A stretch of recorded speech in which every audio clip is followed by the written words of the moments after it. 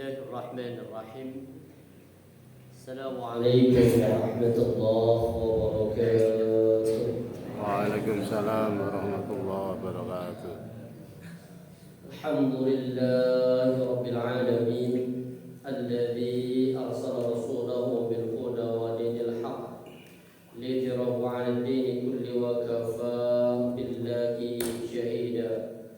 أشهد أن لا إله إلا الله وحده لا شريك له وأشهد أن محمدا عبده ورسوله لا نبي ولا رسول بعده.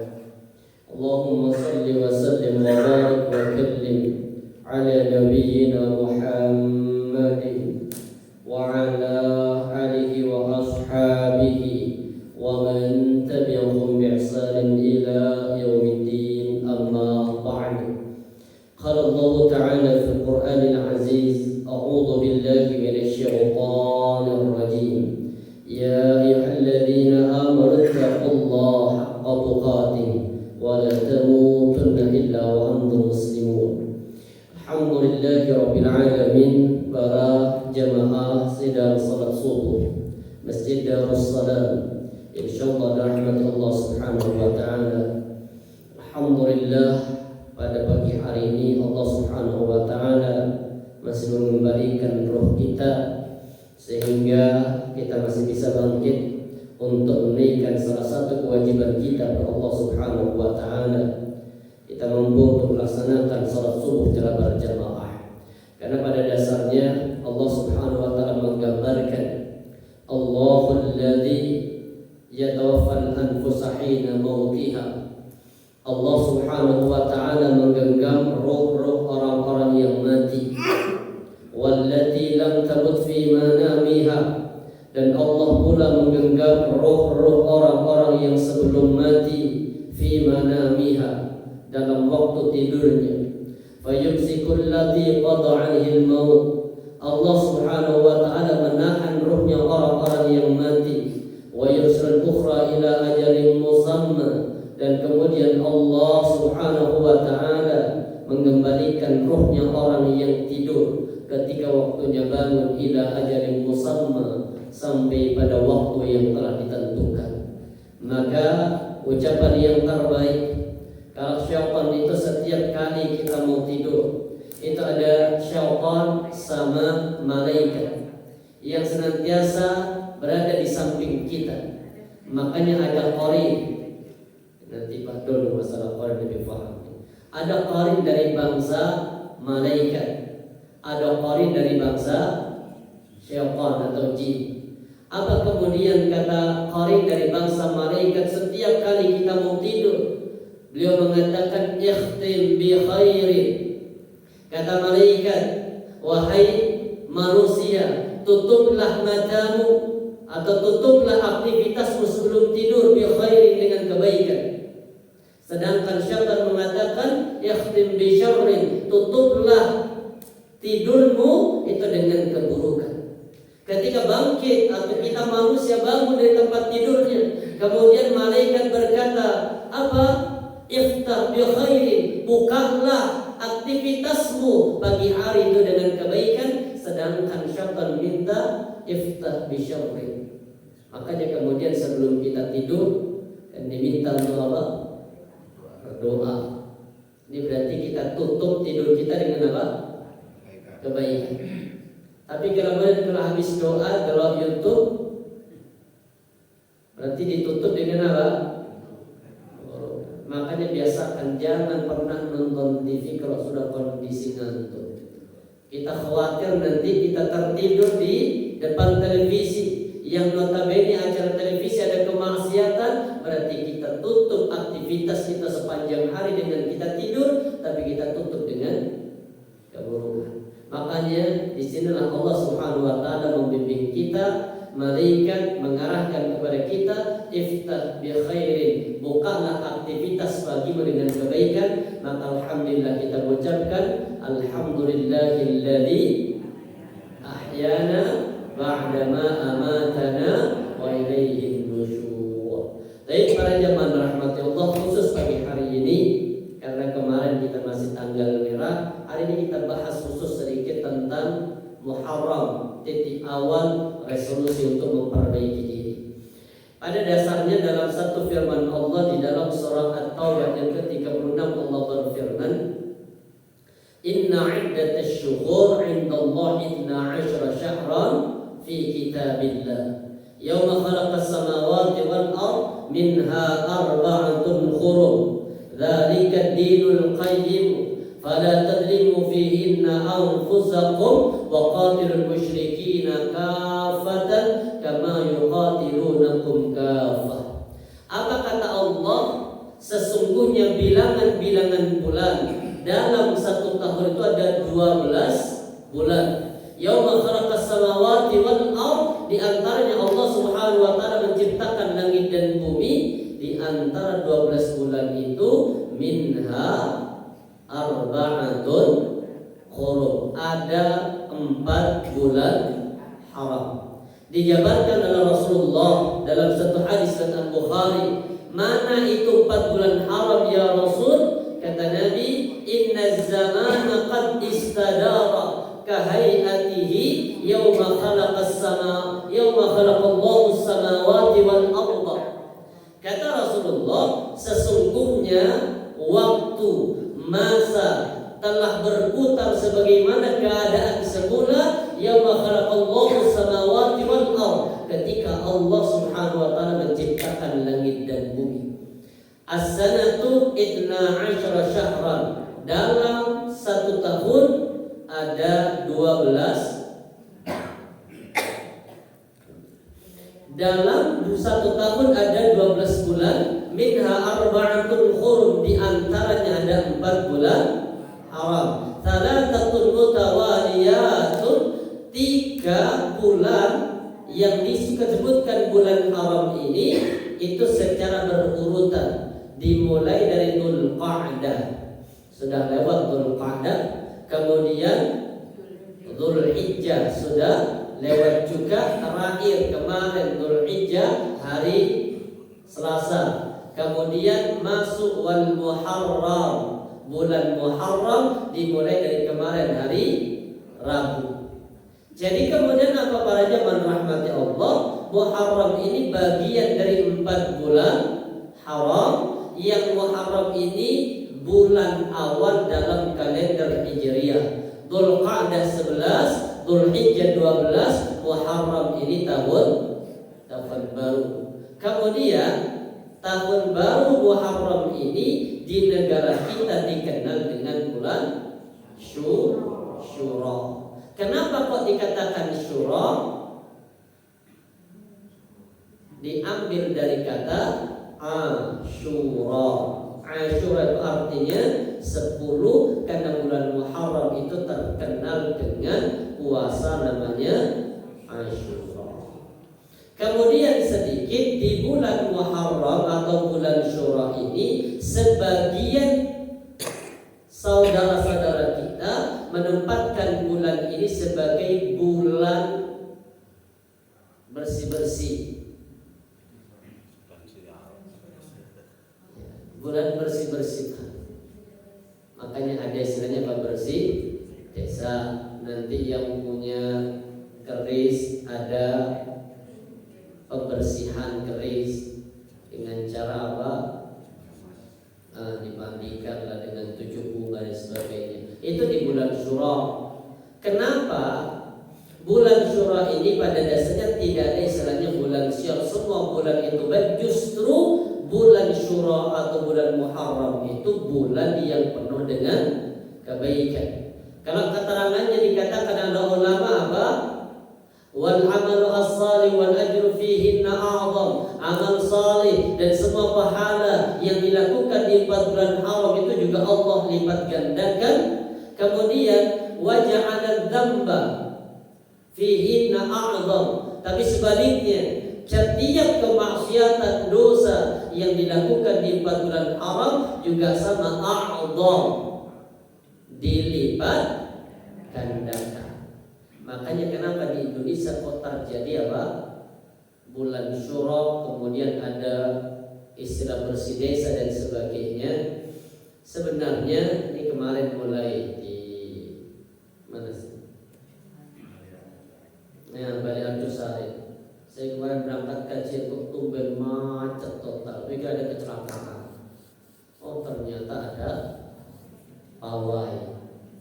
Itu pawai mirip banget dengan pawainya Hindu. Pawai ogoh-ogoh. Kalau di Hindu itu ada istilahnya pawai ogoh-ogoh. Itu setiap RT membuat simbol patung, kadang disimbolkan dengan hewan, kadang disimbolkan dengan manusia, kadang disimbolkan dengan makhluk. Apa fungsinya? Kalau orang Hindu meyakini itu di pawai kirap keliling warga, keliling kampung, setelah itu kemudian nanti dibakar. Agar apa? Agar semua ruh-ruh jahat, setan-setan yang jahat yang berada di warga di kampung itu ikut mati terbakar dengan ogoh-ogoh itu. Dan itu biasanya perayaan 1 hari sebelum Nyepi. Saya di Bali paham 4 tahun saja tuh di ogoh-ogoh. Tapi ketika sampai di negara di Malang, kok sih ada? Padahal umatnya Islam. Kemudian diganti dengan apa? Kirap ke Buddha. Kalau sebatas budaya monggo, tapi jangan kemudian keyakinan itu apa? Sama persis seperti keyakinan orang. Dan itu yang kemudian menjadikan akidah kita apa? Oh iya, makanya kenapa ketika Muhammadiyah itu berdiri, awal mula berdiri Muhammadiyah dengan apa? Dengan mengikrarkan perlawanan terhadap penyakit namanya TBC. Apa TBC itu? Tahayyul, bid'ah, khurafah. Nah ini kan masuk dari apa yang seperti ini? Kalau tidak dibersihkan biasanya nanti tambah ini dan sebagainya. Ini bagian dari tahayul yang rata-rata notabene nanti akan mengarah kepada kesyirikan. Yang jadi masalah kita berada di warga di situ di jalur iuran, kita di masalah juga. Gak bayar ya warga, bayar ya nolong apa? Keburukan. Allah katakan apa? Wa ta'awanu 'alal birri. Kita tolong menolong itu hanya dalam perkara kebaikan, wa taqwa, dan dalam perkara ketakwaan kepada Allah. Wa la ta'awanu 'alal ithmi. Dan kita tidak boleh tolong menolong dalam perkara ismun, dosa, wal mudwan, dan permusuhan. Kenapa kok terjadi seperti itu?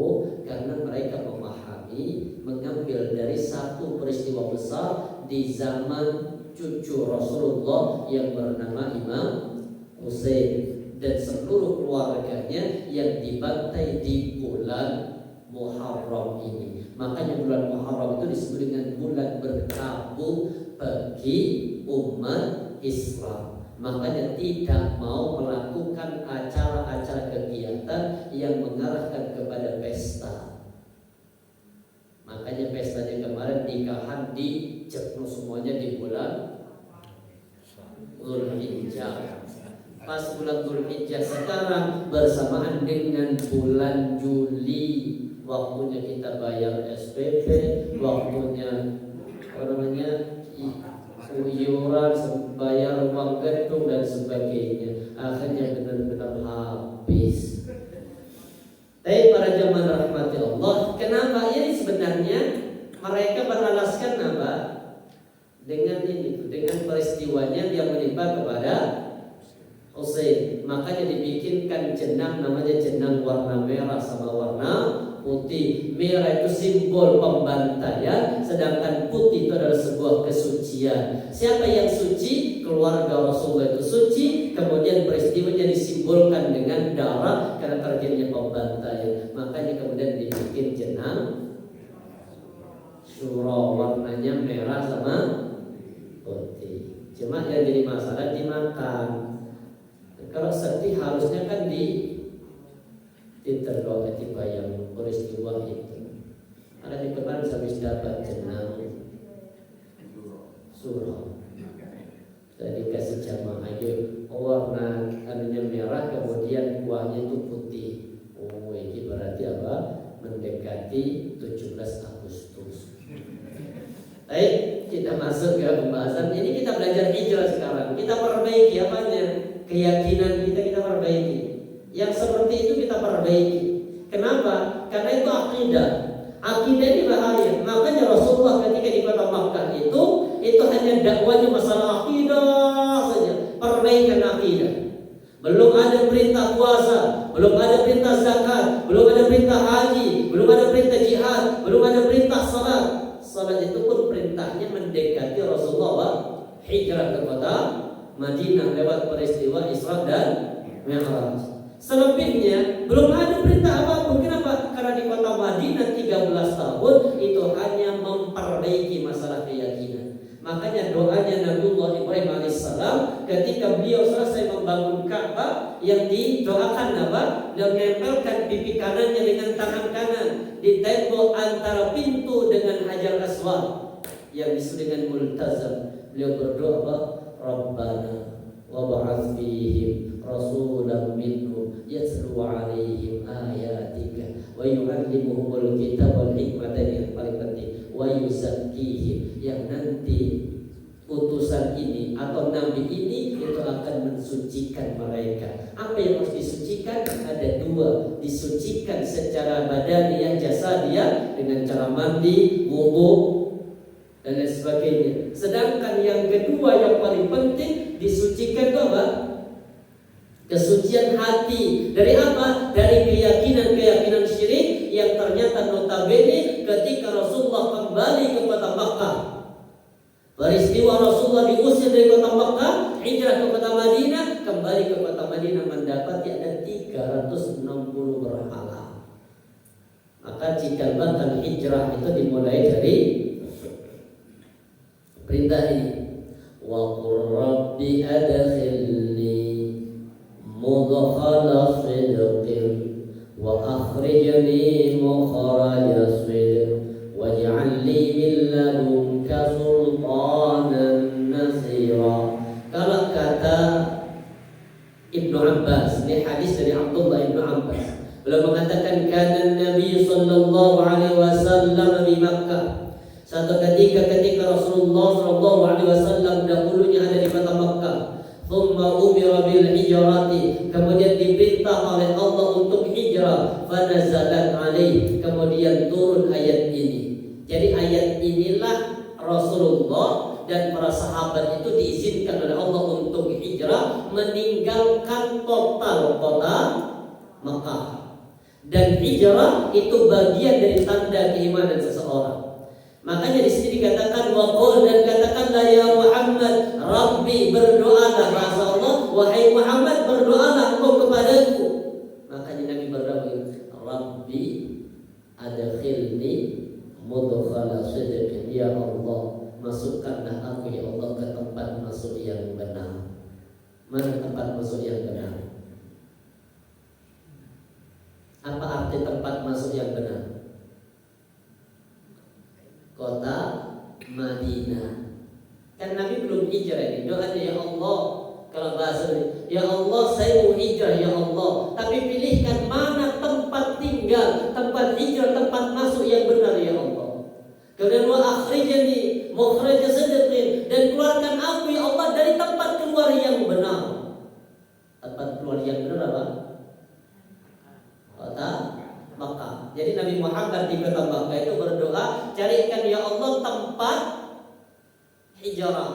Kemudian doa ini dijawab sama Allah lewat mimpi Rasulullah. Makanya Nabi bermimpi, ra'aitu fil manam, aku melihat dalam tidurku, kata Rasulullah, anni muhajiru min Makkah ila ardin biha nakhlun, aku hijrah dari kota Makkah ke kota yang di dalamnya ada pohon kurmanya. Apa? Mana yang ada pohon kurma? Kemungkinan Rasulullah itu prediksi dua. Apa? Fatahaba wahadi ila anna al-madi al-yamama. Kata Rasulullah, aku mengira dari itu adalah Yamama, Yaman. Karena di Yaman itu juga terkenal dengan apa? Hasil kurma yang bagus. Kurma kalau dengan beli kurma yang gede-gede itu yang besar, itu bukan Makkah, bukan Madinah, tapi itu dari Yaman.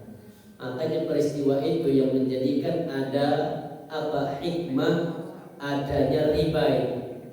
Ketika suatu ketika Bilal bin Rabah itu pernah makan kurma yang gede-gede. Kemudian Rasulullah dikasih. Ditanya, wahai Bilal, dari mana ini wahai Bilal? Kau dari mana ini? Apa jawabannya? Karena Rasulullah tahu ini bukan kurma Makkah, bukan kurma Madinah. Dari mana ini? Jawabannya apa? Aman ya Rasulullah. Terus bagaimana kau bisa mendapatkan ini? Kata beliau apa? Ya Rasulullah, saya menukar kurma yang milik saya, kurma biasa 2 kilo ditukar dengan kurma yang lebih bagus hanya 1 kilo. Jadi kurmanya yang ini 2 kilo, yang sana 1 kilo. Kata Rasulullah, ini riba. Jadi tukar menukar 6 komoditi riba itu, 6 komoditi riba. Jadi kan tukar menukar, pertama harus tukar menukar dengan jumlah dan nominal yang sama. Yang kedua, yadin biyadin, kontan. Seperti bapak punya uang 50.000, kemudian mau bayar Gojek, gak ada kembalian karena Gojek masih narik pertama. Apa? Tukar ke orang lain. Ketika ditukar dicek dompetnya hanya 40. Bisa 40, sekarang Mbak, nanti 10.000-nya harus ketemu. Ini riba, tak boleh. Karena alat tukar sama-sama mata uang, plus harus yadin kontan. Kalau enggak, pinjam saja uangnya dengan bayarkan ke Gojek, tidak usah tukar. Karena ini 6 komoditi yang kalau dilakukan tanpa kontan itu berubah menjadi riba. Sama kayak orang yang tukar uang di jalan itu. Yang di uang baru sama uang lama, lebih berapa? 10% apa 20? 10%. Berarti kalau 110 dapatnya 90 ya, bayarnya 100. Boleh apa tidak? Itu nggak boleh. Kenapa? Karena sama-sama alat tukar yang sama. Sama kayak dengan kredit emas, itu nggak boleh dalam Islam. Karena emas juga alat tukar. Di zaman Nabi tukarnya emas itu apa? Dinar. Tidak boleh. Para jamaah rahmati Allah, jadi Rasulullah prediksinya apa? Prediksi itu yang lama. Au hajaru faidahiyah al-Madinah tujatrid. Ternyata atau hajar itu asal. Faidahiyah al-Madinah tujatrid. Ternyata itu adalah Madinah, kota Yasrib. Maka Rasulullah kemudian hijrah. Setelah hijrah, maka Allah Subhanahu wa taala memberikan apa? Pujian kepada orang-orang yang hijrah. Salah satu pujiannya yang paling masyhur di dalam surah At-Taubah ayat yang ke-100 yang jenengan hafal semua itu. Apa kata Allah? As-sabiq was-sabiqunal awwalun. Hafal ya? Lupa. At-Taubah ayat yang ke-100. Was-sabiqunal awwalun, dan orang-orang yang terdahulu masuk ke dalam Islam minal muhajirin, dari kalangan muhajirin. Orang mana ini? Makkah yang hijrah ke Madinah. Wal ansar, dan dari kalangan ansar, yaitu orang Madinah yang telah terlebih dahulu masuk dalam Islam sebelum Rasulullah hijrah ke kota Madinah. Karena Nabi itu hijrah ke kota Madinah 1 tahun setelah apa?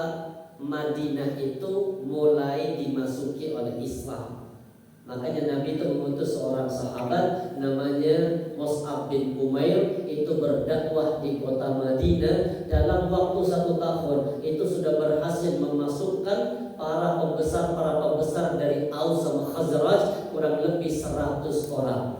50 dari Aus, kemudian 50 juga dari Khazraj. Makanya ketika peristiwa haji yang kedua, kan haji pertama itu Nabi dakwah saja, dicegat orang Madinah, kemudian apa? Didakwai Islam, masuklah ke dalam Islam sebanyak 10 orang atau 11 orang. Maka kemudian dibaiat sama Rasulullah, itu namanya bai'atul Aqabah pertama. Ketika Bai'atul Aqabah pertama, maka beliau orang-orang Madinah itu minta, ya Rasul, kami ingin menyampaikan agama ini di kampung kami, di negeri kami, tapi kami gak punya ilmunya. Maka tolong utuslah bersama kami seorang sahabat ya Rasul yang sudah berdekatan dengan engkau, yang sudah paham ilmu. Diutuslah, ternyata siapa? Mus'ab bin Umair. Bahwa peristiwa tahun kedua, tahun depannya ada haji itu, maka sudah berangkat haji itu 85 orang. Makanya di Bai'atul Aqabah yang kedua jumlahnya 85 orang. Setelah itu Rasulullah kemudian dan kaum muslimin hijrah ke kota Madinah. Makanya dipuji oleh Allah, "As-sabiqun al-awwalun minal muhajirin wal ansar walladzina tabauhum bi ihsan." Dan orang-orang yang mengikuti mereka dengan kebaikan. Siapa yang tidak masuk Ansar, tidak masuk Muhajir? Kan banyak orang Islam sahabat yang enggak masuk keduanya. Yang ketika orang hijrah ke kota Madinah dia masih kafir, belum masuk Islam, masih kafir. Kemudian ketika Rasulullah datang ke kota Madinah, penduduk Madinah ini masih kafir. Tapi ketika Rasulullah sudah berdakwah lama, banyak yang kemudian masuk dalam Islam, maka kemudian terkenal dengan apa? Ada ikatan kenegaraan itu, dibikin satu piagam namanya piagam Madinah. Kalau di Jakarta namanya piagam Jakarta. Apa piagam Jakarta? Pancasila itu. Cuma ada ininya yang hilang, apa? Ketuhanan yang Maha Esa dengan menjalankan syariat, bukan syariat Islam. Bagi pemeluknya. Jadi ada istilahnya menjalankan syariat sesuai dengan kepercayaannya kan. Artinya begini, Islam ya wajib syariat, Hindu ya wajib syariat Hindu, Nasrani wajib sesuai dengan syariat. Itu yang kemudian dihilangkan, berubah menjadi ketuhanan yang Maha Esa. Walaupun sedikit kadang bergeser dengan apa? Keuangan yang Maha Kuasa. Kalau punya duit itu punya rotok kuasa. Kemudian apa kata Allah? Radhiyallahu, Allah ridho kepada mereka, muhajirin, ansar. Kemudian orang-orang yang mengikuti mereka dengan kebaikan. Kalau sudah mereka ridho kepada Allah, Allah sudah ridho. Maka kalau sudah sama-sama ridho, selesai. Apa kata Allah? A'adda lahum jannatin tajri tahtal anhar. Allah siapkan bagi mereka, dijanjikan oleh Allah surga-surga yang di bawahnya mengalir sungai-sungai. Bagi siapa? Bagi orang-orang yang Allah ridhoi. Saking pentingnya, di surah yang lain Allah memuji, innalladzina amanu, sesungguhnya mereka orang-orang yang beriman, walladzina hajaru, dan mereka orang-orang yang hijrah, wajahadu fi sabilillah, dan mereka orang-orang yang berjihad di jalan Allah. Apa kata Allah? Ulaika yarjuna rahmatallah, mereka lah orang-orang yang mengharapkan rahmat Allah. Perhatikan siapa yang akan mendapatkan rahmat? Beriman, hijrah sama jihad. Sekarang pertanyaannya, gimana agar kita mendapatkan rahmat Allah? Hijrah. Bapak hijrah Bapak? Dengan hijrah dari mana?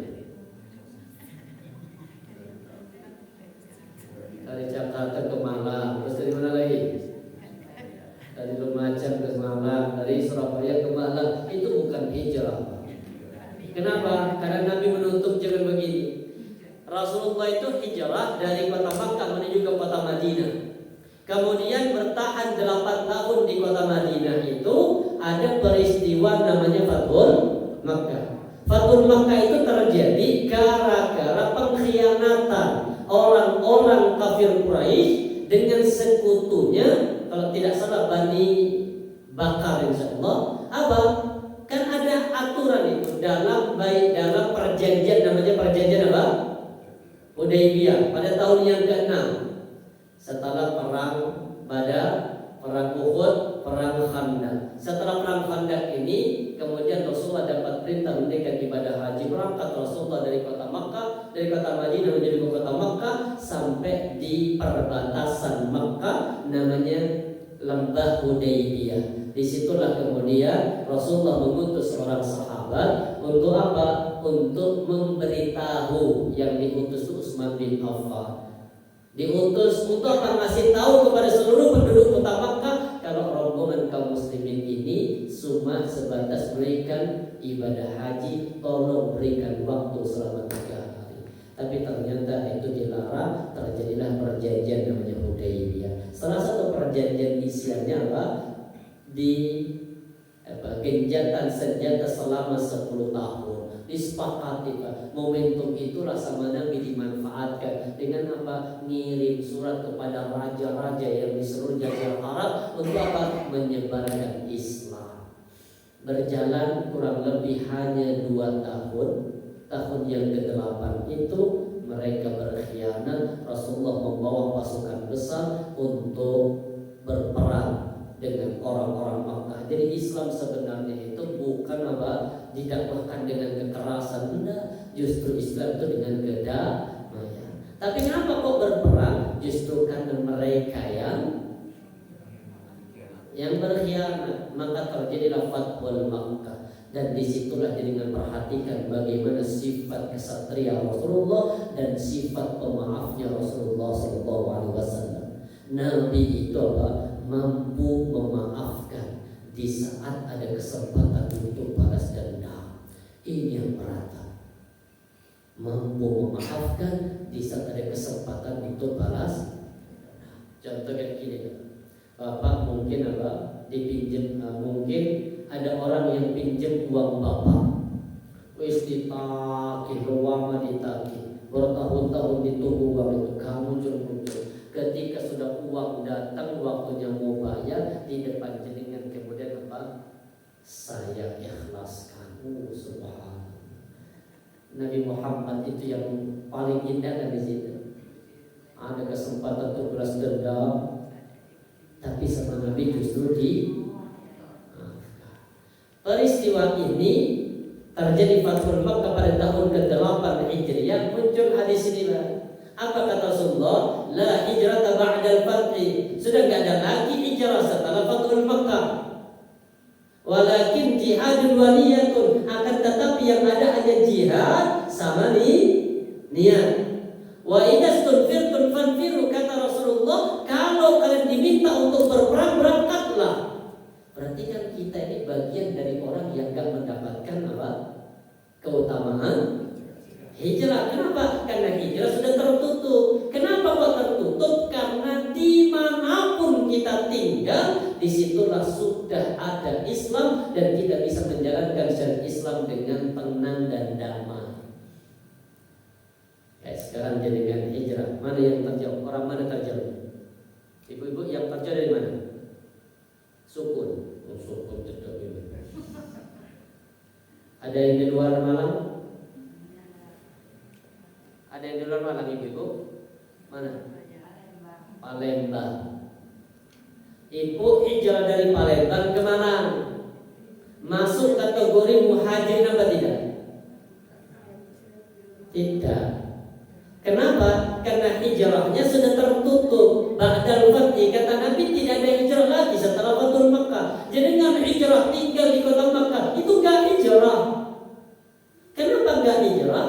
Karena dimanapun kita tinggal itu sudah Islam. Seperti contoh ibu tadi orang Palembang. Jadi kan kalau tinggal di Palembang kira-kira bisa sholat? Ada masjid? Aman sholatnya? Terus ngapain pindah ke mana?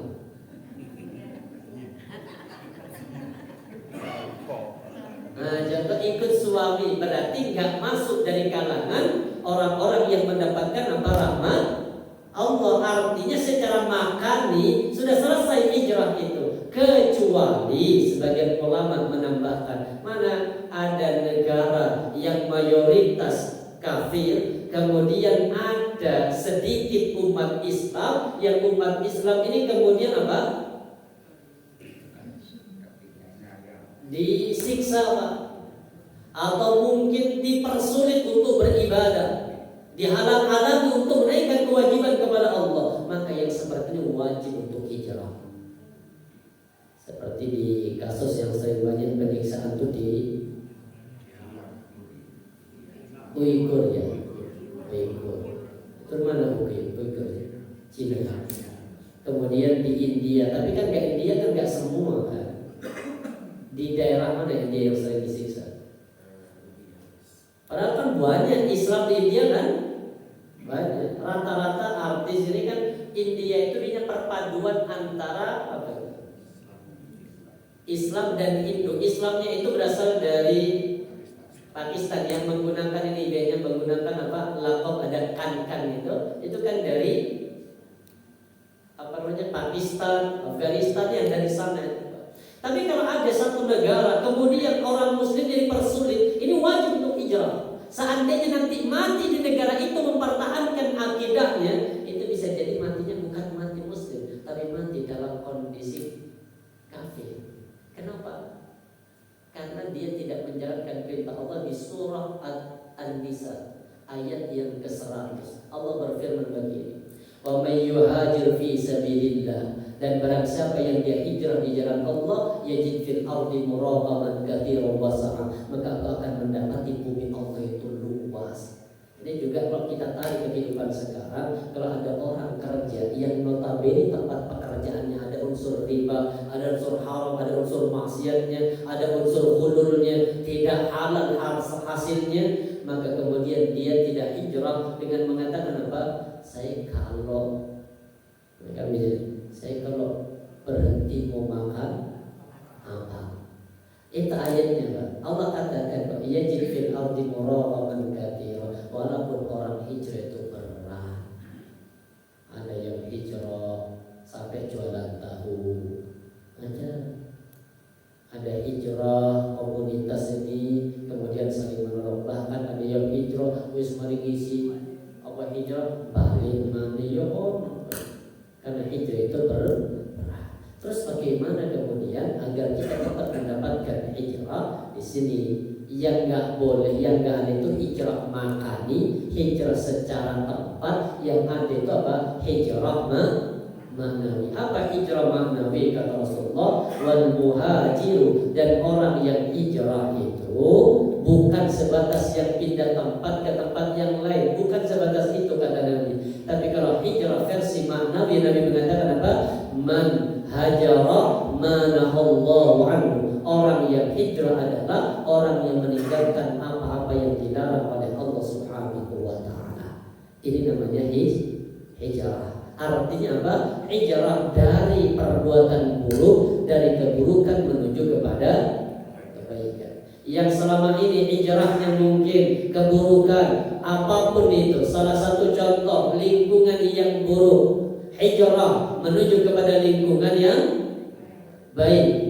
Sholatnya yang selama ini di masjid yang notabene masjidnya kurang memperhatikan sunnah, terlalu cepat gerakannya, tidak khusyuk kita dalam sholat, tidak tumaknina kita dalam sholat. Kita hijrah, tinggalkan masjid itu, bukan meninggalkan masjid, hanya hijrah dari yang ketika kita sholat kurang bagus, kita hijrah menuju sholat yang lebih bagus. Walaupun pada dasarnya perintah sholat itu di mana? Perintah sholat itu di masjid yang terdekat. Itu hukum awalnya. Perintah sholat, laksanakanlah sholat di masjid yang terdekat. Oke. Syuruk apa tuluk? Tuluk ya. Kemudian apa? Kalau rumah jenengan ada dua masjid yang berdekatan, sama-sama dekat, maka prioritaskan yang apa? Yang lama. Kalau jenengan rumahnya dekat dengan dua masjid, maka perintahnya yang terdekat. Ini sama-sama dekat Ustaz. Perintah yang kedua kalau sama-sama dekat, cari masjid yang lebih tua, yang lebih lama dibangun. Ini sama terdekat dengan masjid apa ya? Lebih dulu mana? Mas pindah sana ya. Kemudian apa? Kalau sudah terdekat sama, kemudian bangunnya bareng, baru yang ketiga apa? Cari yang lebih memprioritaskan sunnah. Artinya kalau memang di tempat itu belum mempraktekkan sunnah, imamnya kadang kurang bagus bacaannya, tidak paham rukun berjamaahnya, syarat sahnya berjamaah nggak paham, maka disitulah kemudian kita pindah. Salah satunya berjamaah itu akan sempurna kalau apa? Safnya rapat. Di sebagian mereka dipepetin, mereka pindah, digeser dikit, geser bisa. Ini kan repot juga.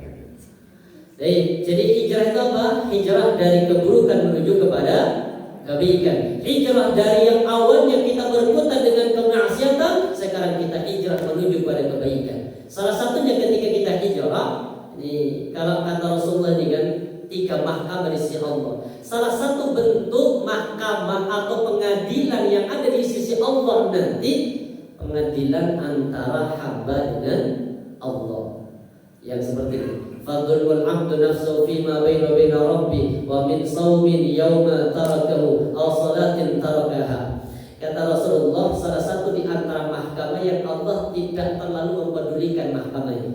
Jadi kadang sama Allah dia wa yatajawazu insyaallah. Bisa jadi Allah melewati mahkamah itu. Kan kita pasti nanti akan dihisab. Jadi mahkamah ini artinya dihisab, diadili. Ada yang pengadilan itu Allah tidak mengampuni dosanya, ada pengadilan Allah mengampuni dosanya, bahkan ada pengadilan yang kadang Allah tidak terlalu pedulikan. Apa itu? Dosa antara manusia dengan Allah. Seperti apa? Min saumin yauma tarakahu, seperti puasa yang dulu pernah ditinggalkan. Dan kita balik itu batas awal kita diwajibkan dicatat semua aktivitas kita. Balik, tapi kadang ketika kita sudah balik, pernah kita tidak puasa, pernah mokel. Ibu pernah mokel? Saya nggak tanya sekarang ya, zaman SMP. Pernah membuka aurat? Ya semua pernah kan, artinya zaman itu kita masih apa? Jahiliyah kan? Kita belum paham. Diajak teman diiming-iming es itu jus, wallahi. Kemudian sekarang kita sudah sadar semua itu. Maka kemudian mahkamah yang akan kita lalui dari peristiwa perbuatan masa lalu itu antara kita dengan Allah. Kalau itu terkait dengan hak kita dengan Allah. Tapi kalau kemaksiatan kita dulu dengan sesama manusia, yang pernah ngambil pensil teman disembunyikan kan dikembalikan, yang pernah menyembunyikan tekniknya teman, itu bukan masuk kategori mahkamah kita dengan Allah, tapi mahkamah dengan manusia, dan semua itu pasti akan diminta pertanggungjawaban. Makanya diingat-ingat, yang makan kerupuk 5, 2 plastik disembunyikan, hitung 3. Kan dulu hitungnya pakai hitung ini kan, itu plastiknya, rupiah plastik 5, padahal yang 5 ada di saku. Ini masuk kategori mahkamah yang tidak akan diampuni oleh Allah. Jadi kita hijrah. Yang kedua, kita hijrah dari kebodohan menuju kepada ilmu. Ini terutama hijrah kita dari bodoh dalam perkara ilmu agama kepada orang yang berilmu dalam ilmu agama. Salah satunya ini dalam satu hadis Rasulullah mengatakan, innallaha ta'ala, sesungguhnya Allah Ta'ala yubghidu kulla alimin, membenci orang-orang yang berilmu, membenci orang-orang yang alim di dunia, tapi alimnya dalam perkara dunia, jahilin bil akhirah, tapi dia jahil lalai dalam perkara akhirat. Artinya begini, kita hijrah dari apa? Yang barangkali notabene kita ini landasan dulu belajarnya, kita mungkin SD negeri, SMP negeri, SMA negeri, kemudian universitasnya negeri, kuliah kerjanya juga artinya di tempat-tempat notabene yang tidak terlalu dekat dengan Islam. Ada SD negeri belum SD swasta? Kayaknya negeri. Berarti kan apa? Sedikit ilmu agama yang masuk dalam kehidupan kita. Maka sekarang notabene momentum bagi kita, Allah berikan kita kesempatan umur yang panjang. Ini kita maksimalkan. Dengan cara apa? Kita hijrah. Yang awalnya kita tidak paham ilmu agama, kepada yang sedikit demi sedikit kita paham ilmu agama. Karena agama itu butuh dalil. Agama itu butuh dalil. Kalau tidak ada dalil, carilah yang ada dalil. Jangan terus sibukkan dengan perbuatan yang tidak ada dalil. Karena bisa jadi kata Rasulullah, man 'amila 'amalan laisa 'alaihi amruna fahuwa radd. Barang siapa yang melakukan satu perbuatan, satu ibadah yang Rasulullah tidak memerintahkan, maka rad, dia akan tertolak. Orang yang sebatas pandai ilmu umum tapi lemah ilmu agama, kalau kata Allah seperti orang kafir. Orang kafir ya'lamuna dhahiran minal hayatid dunya. Orang-orang kafir itu hanya paham bagaimana cara ilmu dunia. Mungkin dia fasih, mungkin dia menguasai, pakar ilmu ekonomi, pakar ilmu fisika, pakar ilmu komunikasi, pakar, semua pakar. Tapi kadang ketika waktunya mendoakan orang tua, dia tidak hafal dari orang tuanya. Ketika orang tua sakit, dia tidak bisa bagaimana mendoakan orang tua yang sakit. Ketika orang tua meninggal, dia tidak tahu caranya bagaimana memandikan jenazah orang tua. Ketika orang tua meninggal, dia tidak tahu bagaimana caranya mensalatkan orang tua.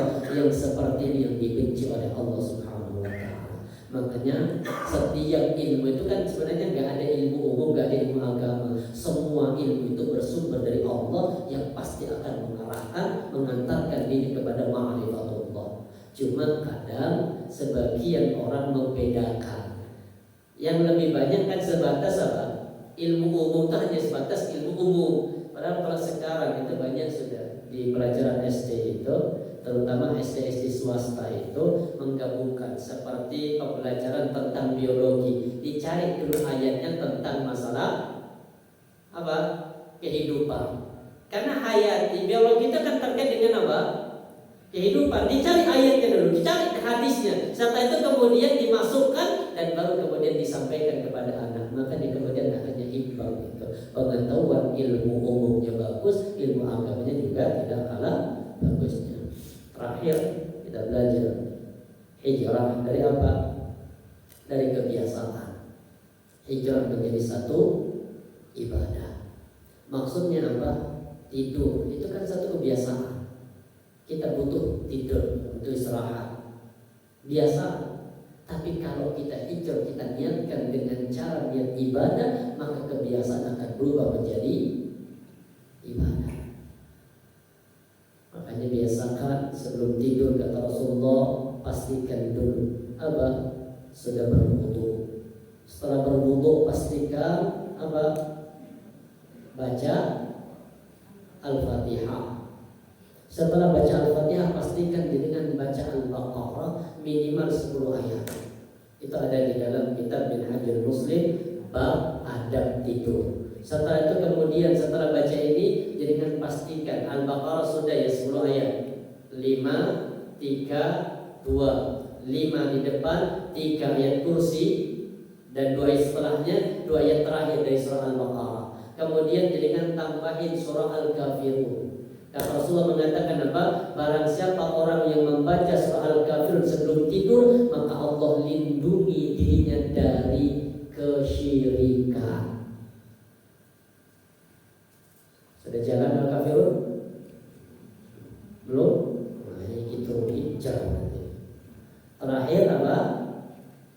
Tripun. Tripun itu terakhir. Diulangi sebanyak 3 kali. Qul huwallahu ahad, qul rabbil falaq, qul rabbin nas. Usapkan seluruh tubuh. Ulangi lagi, dibaca 3 kali. Setelah itu kemudian apa? Tidur, berbaring. Setelah berbaring kemudian baca apa? Nih, subhanallah 33, Alhamdulillah 33, Allahu Akbar 34. Ini nilai tidur jenengan itu ibadah di hadapan Allah. Terus ketika ditanya, ya Rasulullah, kenapa kok sedikit orang yang melakukan itu ya Rasul? Kenapa orang banyak tidak wudu? Kenapa orang banyak tidak baca Quran sebelumnya? Kenapa banyak orang yang tidak berzikir ya Rasul sebelum tidur? Apa kata Rasulullah? Ya'ti ahadukum asy-syaitana fi manami, datang kepada kalian syaitan. Apa tugasnya syaitan? Fayunawwimuhu qabla an yaqulahu, sama setan itu dikipasin agar tertidur, maka kemudian dia tidur sebelum membaca itu semua. Kita rubah dari kebiasaan menjadi ibadah. Mancing kebiasaan, niatkan untuk ibadah. Gimana caranya?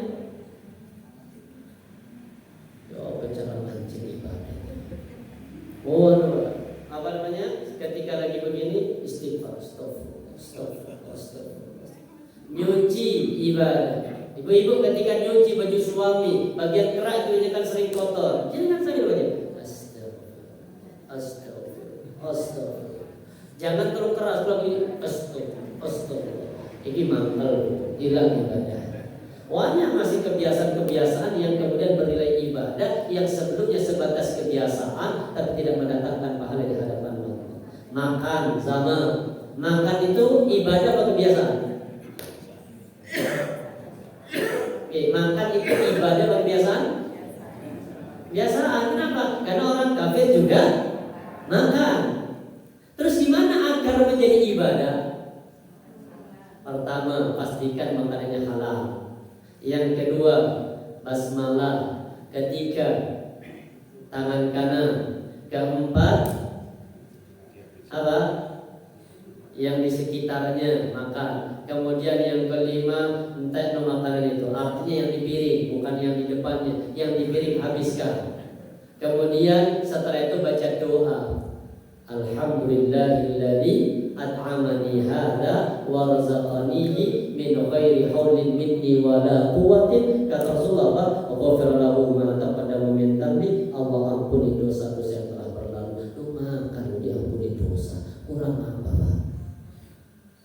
Berarti perbanyak makan. Subhanallah wa bihamdihi asyhadu an la ilaha illa anta astaghfiruka wa atubu ilaik. Assalamualaikum warahmatullahi wabarakatuh.